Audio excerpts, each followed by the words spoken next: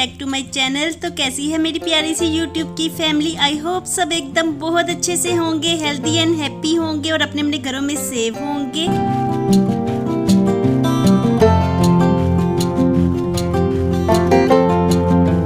तो आज है मंडे और आज मॉर्निंग से ही मैं अपने व्लॉग का आगाज कर रही हूँ।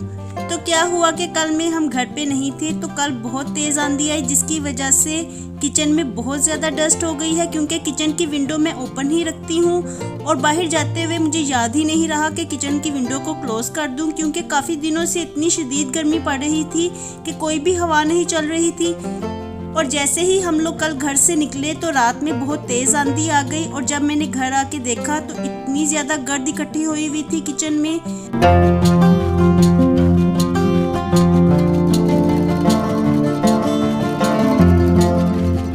आज मैंने सोचा कि किचन को मैं डीप क्लीन करूंगी, तो इसके लिए मैं जल्दी से आज ब्रेकफास्ट बना रही हूं और ब्रेकफास्ट मैं सिंपल ही बनाऊंगी। और ब्रेकफास्ट में आज मैं सिंपली ब्रेड के स्लाइसेस को टोस्ट कर रही हूं और साथ ही मैंने चाय का पानी भी रख दिया है, क्योंकि हम ब्रेकफास्ट में साथ ही चाय भी लेते हैं, तो इसलिए साथ ही मैं चाय को भी बना लूँगी।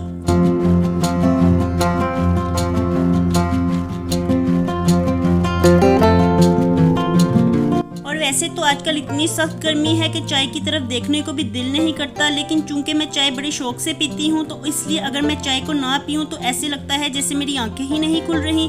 तो इसलिए मैं ब्रेकफास्ट में चाय का बड़ा कप लेती हूँ। और आज सभी कह रहे हैं कि वो ब्रेड के स्लाइसेस के ऊपर जैम और बटर लगा के खाएंगे, तो इसलिए मैंने सबके स्लाइसेस को टोस्ट कर दिया है।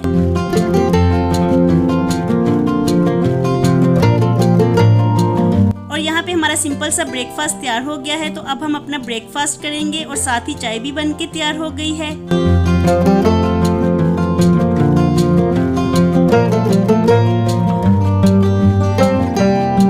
और ब्रेकफास्ट से फ्री होने के बाद मैं फौरन ही किचन में आ गई हूँ, क्योंकि आज मुझे किचन को डीप क्लीन करना है।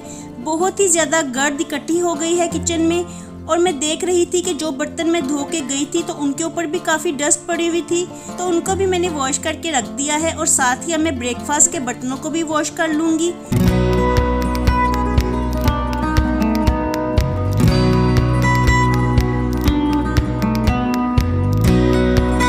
क्योंकि जब तक किचन में बर्तनों का मैस पड़ा रहता है तो किचन को हम अच्छी तरह से क्लीन नहीं कर सकते, तो इसलिए सबसे पहले मैं बर्तनों को वॉश करके रख दूँगी ताकि वो बाद में ड्राई होते रहेंगे। और जैसे ही फिर मैं किचन को क्लीन करके फ्री होंगी तो बर्तन चूंकि ड्राई हो चुके होंगे तो मैं इनको समेट दूंगी।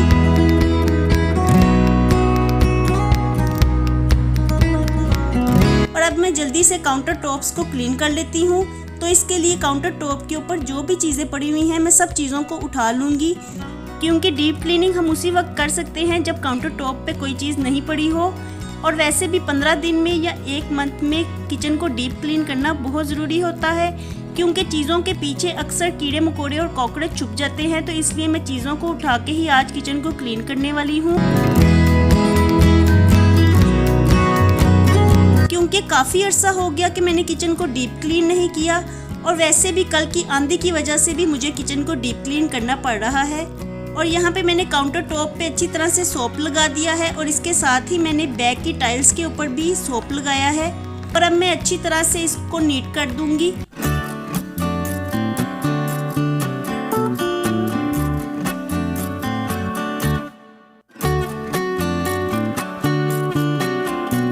और खुश्क करने के बाद मैंने चीज़ों को वापस काउंटर टॉप पे ही रखना शुरू कर दिया है, क्योंकि मैं एक एक काउंटर टॉप के ऊपर से चीज़ें उठाती जाऊंगी और इसे नीट करने के बाद चीज़ों को वापस रखती जाऊंगी।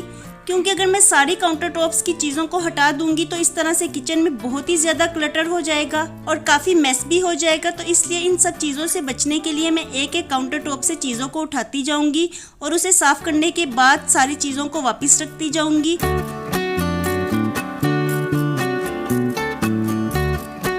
और यहाँ पे मैं ग्लासेस को भी साथ ही क्लीन करती जाऊंगी। और वैसे तो मेरा किचन ज़्यादा गंदा नहीं है और ना ही मुझे ज़्यादा एफर्ट्स लगानी पड़ रही हैं, क्योंकि मैं किचन को डेली बेसिस पे ही अच्छी तरह से क्लीन करती हूँ। तो इसलिए डीप क्लीन करते हुए ना तो मुझे ज़्यादा एफर्ट्स लगानी पड़ रही हैं और ना ही मेरा ज़्यादा टाइम लग रहा है। और अब मैं स्टोव को भी अच्छी तरह से क्लीन कर दूंगी। और स्टोव को क्लीन करने के लिए मैं हमेशा विम पाउडर का इस्तेमाल करती हूँ, क्योंकि विम पाउडर से ये बहुत अच्छी तरह से क्लीन भी हो जाता है और इसके ऊपर अगर कोई दाग धब्बे लगे हों या कोई चीज़ जम जाए तो वो भी क्लीन हो जाती है और स्टोव में शाइन भी आ जाती है। तो स्टोव को क्लीन करने के लिए मुझे विम पाउडर ही बेस्ट लगता है।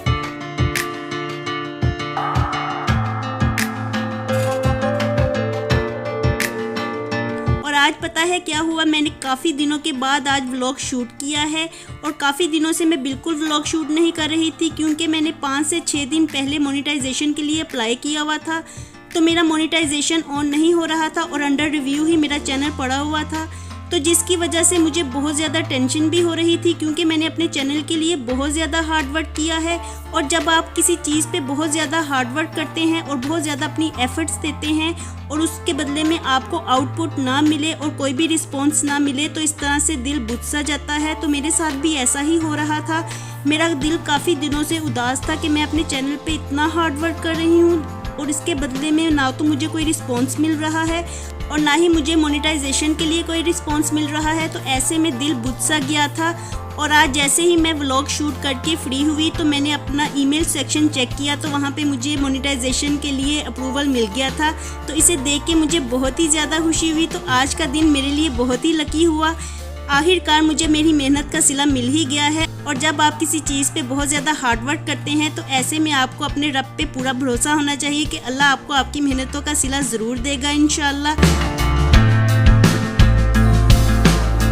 तो मुझे बहुत ही खुशी हुई, क्योंकि जब कोई चीज़ आप बहुत मेहनत के साथ करते हैं और उसका रिस्पॉन्स भी आपको अच्छा मिले तो इस तरह से काम करने की लगन भर जाती है और दिल भी चाहता है कि हम मज़ीद मेहनत करें।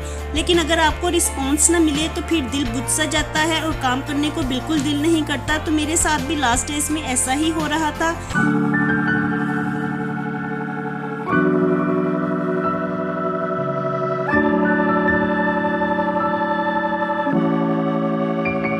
मैंने सोचा कि आज मेरे लिए और मेरे चैनल के लिए खुशी का दिन है, तो मैं अपनी खुशी आप लोगों के साथ शेयर करूं, क्योंकि आप लोगों के सपोर्ट की वजह से ही ये दिन मुमकिन हुआ है।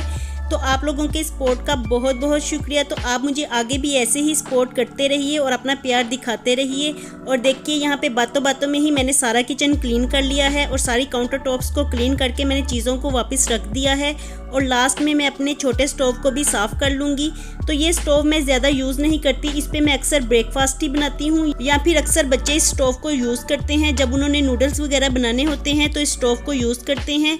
तो इसलिए ये स्टोव हमारा क्लीन ही रहता है। लेकिन मैं इसको आज अच्छी तरह से साफ़ कर दूंगी और सारा किचन मेरा क्लीन हो गया है। और लास्ट में मैं इस साइड की काउंटर टॉप को भी क्लीन कर दूंगी, क्योंकि ये काउंटर टॉप हमारे बहुत ज़्यादा यूज़ में रहता है। हम लोग ज़्यादातर काम इसी काउंटर टॉप पे करते हैं, तो इसलिए मैं सारा दिन इस काउंटर टॉप को बार बार साफ़ करती रहती हूँ। इसलिए ज़्यादातर ये काउंटर टॉप नीट ही रहता है।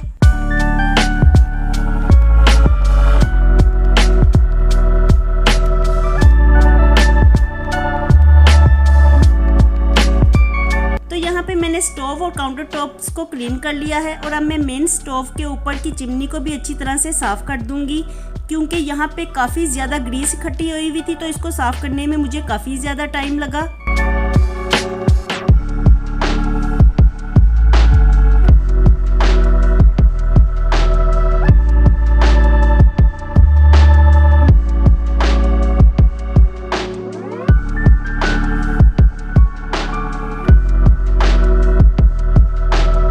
और अब मैं स्टोव के बर्नर्स को क्लीन कर रही हूँ। तो स्टोव के बर्नर्स को क्लीन करते हुए काफ़ी ज़्यादा टाइम लग जाता है, क्योंकि अक्सर चीज़ें स्टोव के ऊपर गिरती रहती हैं। और वैसे भी कभी कभार अगर कोई चीज़ बॉईल होकर स्टोव के ऊपर गिर जाए तो बर्नर्स वहाँ से डार्क हो जाते हैं और ब्लैकिश हो जाते हैं। तो इनको क्लीन करने में काफ़ी ज़्यादा टाइम लग जाता है। और इनको क्लीन करने के लिए मैं हमेशा विम पाउडर का इस्तेमाल करती हूँ। और विम पाउडर से बर्नर्स जल्दी साफ़ तो हो जाते हैं, लेकिन ऐसा नहीं है कि हमें बिल्कुल एफर्ट्स नहीं लगाना पड़ती, क्योंकि बर्नर्स को साफ़ करते हुए काफ़ी ज़्यादा एफर्ट्स लग जाती हैं और काफ़ी ज़्यादा टाइम भी लगता है, क्योंकि बर्नर्स बहुत ही ज़्यादा गंदे हुए होते हैं, काफ़ी ज़्यादा ग्रीसी भी होते हैं।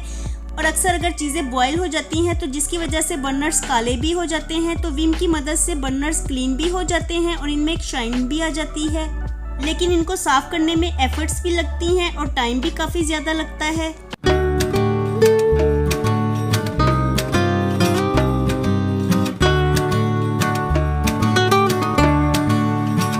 बर्नर्स को क्लीन कर लेने के बाद अब मैं सिंक एरिया को भी क्लीन कर दूंगी, क्योंकि कितना ज़्यादा काम हम सिंक एरिया पे करते हैं और अगर सिंक एरिया को क्लीन ना किया जाए तो ये ग्रीसी हो जाता है और बाज़ औक़ात तो ऐसा होता है कि यहाँ से स्मेल भी आना शुरू हो जाती है। तो इसलिए सिंक एरिया को क्लीन करना बहुत ज़रूरी होता है। और अब मैं लास्ट में प्लांट्स का पानी भी चेंज कर दूंगी। तो मैं डेली बेसिस पे ही इनका पानी चेंज करती रहती हूँ, क्योंकि मैंने इनको विंडो के पास रखा हुआ है तो डायरेक्ट सनलाइट इनके ऊपर पड़ती रहती है, जिसकी वजह से डेली ही इनका पानी बहुत ज़्यादा गर्म हो जाता है। तो मुझे डेली ही इनका पानी चेंज करना पड़ता है। और अगर ग्रीन प्लांट्स किचन में पड़े हों तो इनकी ग्रीनरी देखने में भी बहुत ही अच्छी लगती है और माइंड भी रिफ्रेश हो जाता है। और अब मेरा किचन का सारा काम कंप्लीट हो चुका है, तो लास्ट में मैं रोटियों वाले रुमाल को भी वॉश करके रख दूंगी। तो मैं इन्हें वीक में 2 से 3 दफ़ा वॉश करती रहती हूँ।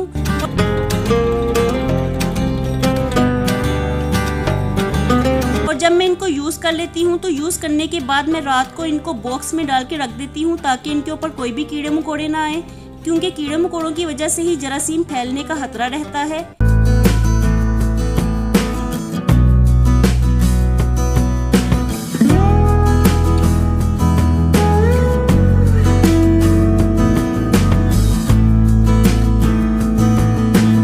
स्टोव के बर्नर्स भी अच्छे से ड्राई हो गए थे, तो मैंने स्टोव को भी रेडी कर दिया है। और देखिए मेरा नीट स्टोव देखने में कितना अच्छा लग रहा है।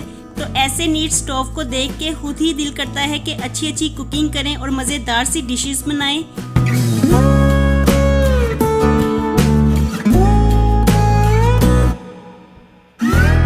और अब मैं आपके साथ अपने किचन की फाइनल लुक शेयर करूंगी, जो कि मैं कभी भी आप लोगों के साथ शेयर करना नहीं भूलती, क्योंकि ऐसा नीट किचन देख के बहुत ही ज़्यादा मोटिवेशन मिलती है और काम करने की एनर्जी भी बढ़ जाती है। और मैं ऐसी वीडियोस भी मोटिवेशनल वीडियोस के तौर पे ही बनाती हूँ, क्योंकि मुझे खुद भी ऐसी वीडियोस देखना अच्छा लगता है, जिससे काम करने की मोटिवेशन भी मिले और एनर्जी भी बढ़ जाए। क्योंकि जब आप किसी को काम करता हुआ देखते हैं तो खुद भी काम करने का जज्बा पैदा होता है, और जब कोई चीज़ आप बहुत ही ज़्यादा नीट देखते हैं तो आपका भी दिल करता है कि हमारा भी घर ऐसे ही नीट हो और हमारा भी किचन ऐसे ही नीट हो। तो ऐसी वीडियोस मोटिवेशनल वीडियोस के तौर पे ही होती हैं, तो ऐसी वीडियोस हमें देखनी ही चाहिए। और इस नीट किचन के साथ ही मैं अपने आज के व्लॉग को यहीं पे ख़त्म करती हूँ। तो होपफुली आपको मेरा व्लॉग पसंद आया होगा। पसंद आया हो तो वीडियो को लाइक कीजिए और चैनल पे नए होंगे तो सब्सक्राइब ज़रूर कर दीजिए। जल्द मिलूंगी आपसे दोबारा एक नए व्लॉग के साथ। तब तक अपना बहुत ख्याल रखिएगा। अल्लाह हाफिज़ एंड टेक केयर।